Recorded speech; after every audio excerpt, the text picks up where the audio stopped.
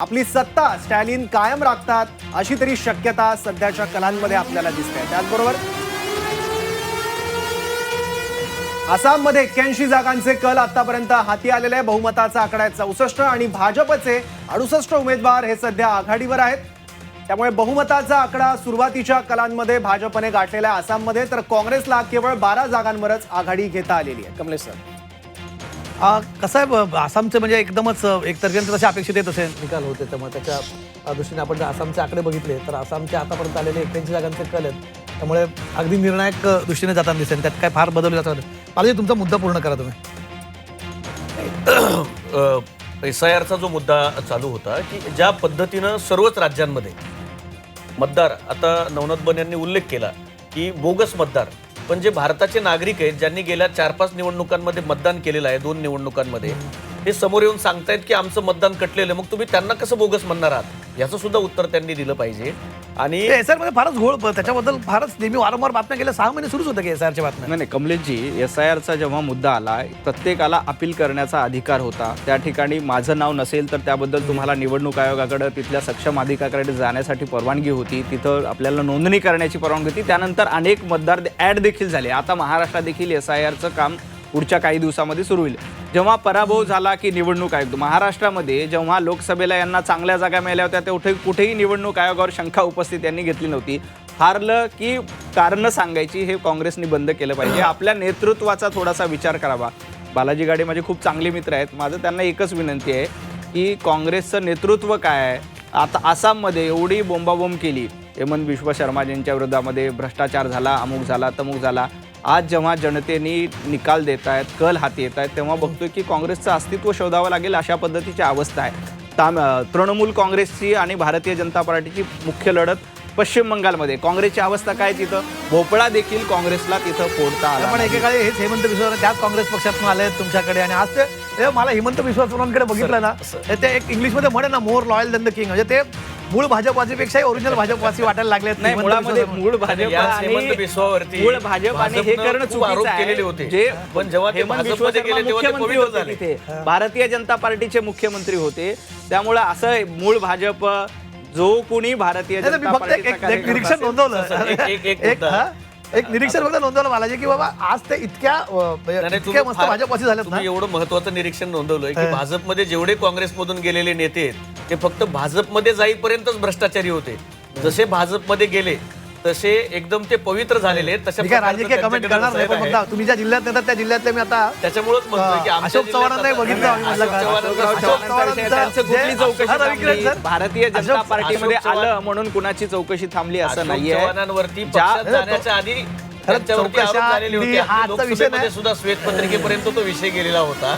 त्यामुळं भाजपमध्ये गेलं काय होतं, असो एक जो मुद्दा नवनाथजी माझे मित्र सांगत होते की नेतृत्व बघावं लागतं, तर भारतीय जनता पक्षाच्या नेतृत्वानं दिलेली स्वतःची आश्वासनं गेल्या 15 वर्षात कुठलीच पूर्ण केली नाहीयेत। आज भारत हा बांगलादेशपेक्षा आपलं दरडे उत्पन्न कमी झाले आणि तुम्ही नेतृत्व जर तुमचं असेल, बांगलादेशची तुलना करताय, बांगलादेशमध्ये काय अवस्था आहे, पाकिस्तानमध्ये काय अवस्था आहे, आपल्याकडे बांगलादेशचा मुद्दा, एक मिनिट, बांगलादेशचा मुद्दा तुम्ही अगदीच डिस्कार्ड करू नका, कारण तो मुद्दा तुम्हाला फार कामाला आलाय तुमच्या पक्षाला। पश्चिम बंगालमध्ये, आसाममध्ये बांगलादेशींची निवडणूकही लढली असेल आणि भारतीय लोकांचे मतदान कापण्याचं काम हे भारतीय तुम्ही केलेलं आहे।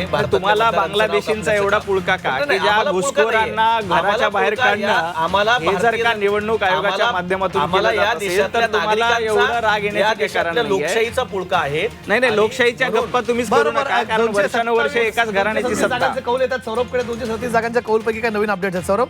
पश्चिम बंगालमध्ये भाजप आणि तृणमूलच्या आकड्यांमधला फरक आणखी वाढताना दिसतोय। पश्चिम बंगालमध्ये 237 जागांचे कल आतापर्यंत हाती आलेले आहेत। त्यानुसार 150 जागांच्या जवळ भाजप जाताना दिसतंय। 145 जागांवर भाजपने मॅजिक फिगरच्या जवळ जाताना दिसतंय भाजप।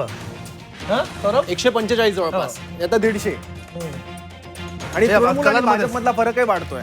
दोघांमधला फरक काय वाढतो त्याच्यामधला? मगाशी आपण 100-110च्या आसपास चालू होता।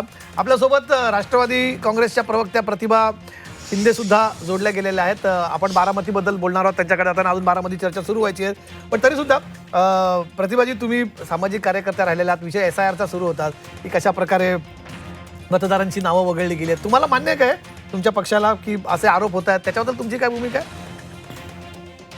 पण मला वाटतं की प्रत्येक पक्षाने जागृत राहून आपापल्या मतदार आपापल्या नागरिकांच्या मध्ये जाऊन एसआरचा अधिक प्रचार प्रसार करत तिथे आपली नावं कशी होतील हे एन्श्योर करायला पाहिजे.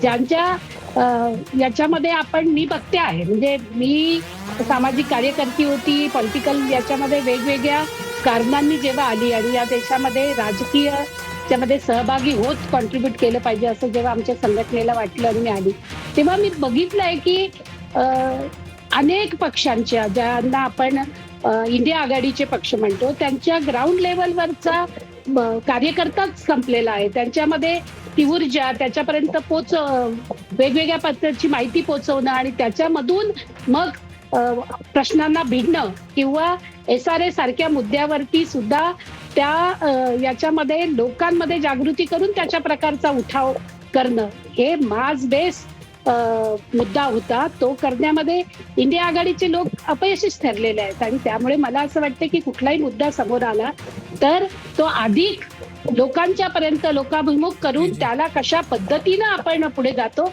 ते केलं पाहिजे. आम्ही आता SRA आलेला आहे, महाराष्ट्रामध्ये सुरू आहे. आमचा पक्ष गावागावामध्ये जाऊन लोकांमध्ये जाऊन त्याची जागृती करत त्या संदर्भामधलं काम करत आहे. म्हणजे निव्वळ आपण आता मी तुम्हाला थोडंसं थांबवतो. एक महत्वाची अपडेट येत आहे पश्चिम बंगालमध्ये, जिथे भाजप आणि तृणमूलची चुरशीची लढत बघायला मिळत होती. आता तृणमूलने 100 जागांवर आघाडी घेतली आहे, तर दुसरीकडे भाजपने सुरुवातीचे जे कल हाती येत आहेत त्यानुसार बहुमताचा आकडा गाठलेला आहे. 148 हा बहुमताचा आकडा आहे पश्चिम बंगालमध्ये आणि सुरुवातीचे जे कल आहेत मतमोजणीचे त्यानुसार बहुमताचा आकडा भाजपने गाठलेला आहे. आसाम पाठोपाठ पश्चिम बंगालमध्ये सुद्धा बहुमताचा आकडा भाजपने गाठलेला आहे.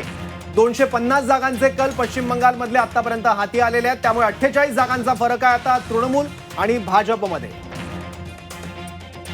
पश्चिम बंगालच्या कलांमध्ये सध्या भाजपला बहुमत मिळताना दिसतंय. एक्झिट पोल सुद्धा असंच काहीसं सांगत होते आणि त्याचप्रमाणे आता आकडेवारी सुद्धा येते आहे. सुरुवातीचे कल सुद्धा तेच सांगतायत. पश्चिम बंगालमध्ये बहुमताचा आकडा मॅजिक फिगर जी की 148 आहे ती गाठली आहे. तर दुसरीकडे बारामतीमध्ये जय पवार हे मतमोजणी केंद्रावर दाखल झालेले आहेत. सुनेत्रा पवार यांनी मतमोजणीत आघाडी घेतलेली आहे. पोस्टल वोट्स मध्ये सुद्धा त्यांनी आघाडी घेतलेली होती. त्यानंतर आता जय पवार मतमोजणी केंद्रावर दाखल झालेले आहेत.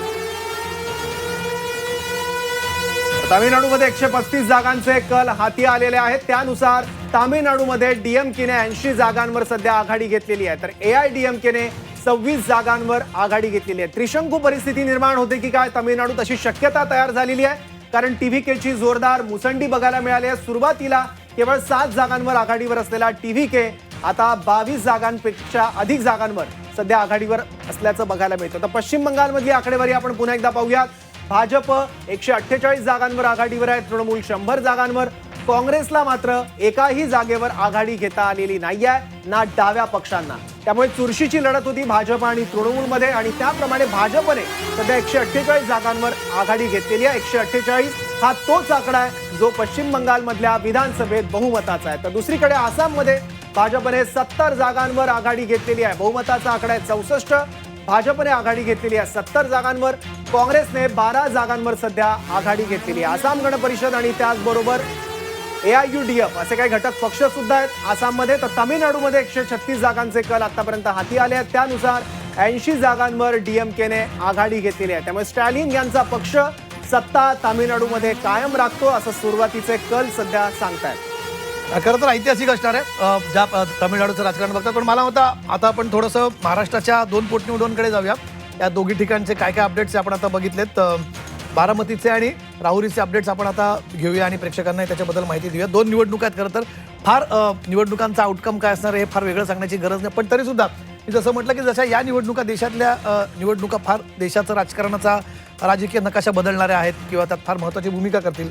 भारतीय जनता पक्षात तसं असेल. राष्ट्रवादी काँग्रेस पक्षासाठी सुनेत्रा पवारांसाठी निवडणूक जरी फार म्हणजे ही अत्यंत सोपी निवडणूक आहे, त्या निवडणुकीत अवघड असं काही नाही.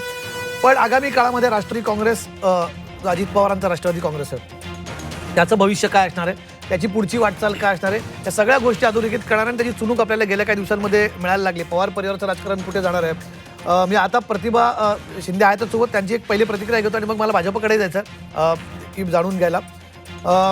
प्रतिभाजी काय वाटतं आगामी काळात राष्ट्रवादी काँग्रेस पक्षाची दिशा सुनेत्रा पवारांकडे नेतृत्व आहे अनेकांना ही शंका म्हणजे त्या महिला नेत्या आहेत म्हणून अजिबातच नाही, आधी स्पष्ट करतो. पण